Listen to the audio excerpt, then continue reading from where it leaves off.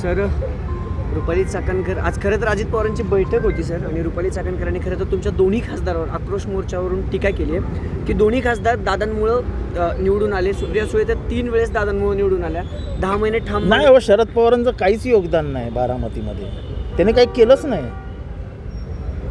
शरद पवार असेच मतदारसंघ सोडून 60 वर्ष राजकारण करतात.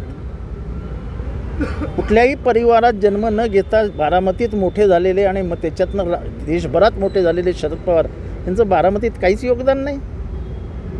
ते कधी एकेकाळी खेड मतदारसंघातनं निवडून आले. किती जण माहिती असेल का कोणाला?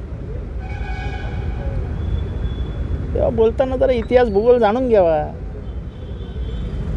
ते काही परंपरेने तिथे आलेले नाही आहेत. त्यांनी स्वतःचा मतदारसंघ निर्माण केला. महाराष्ट्रामध्ये स्वतःची एक इमेज बनवली. स्वतःच्या बळावरती नेते निवडून आणले, कार्यकर्ते निवडून आणले, त्यांना नेते केले.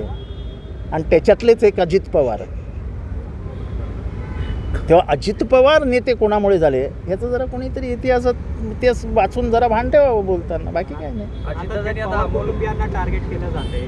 सुप्रिया सुळेंना आज टार्गेट केलं जातं. रुपाली चाकणकर महिला आयोगाच्या अध्यक्ष आहेत, अशा पद्धतीने टीका करणं कितपत योग्य? जास्त बोलतो तसं वाटत नाही. बोलायला असं आहे की कोणाच्याही बोलण्याला आपण काही चाप लावू शकत नाही. ज्याचं त्यांनी बोलावं, पण थोडासा इतिहास भूगोल माहिती करून मग बोललेलं बरं असतं. एबीपी माझा, उघडा डोळे बघा नीट.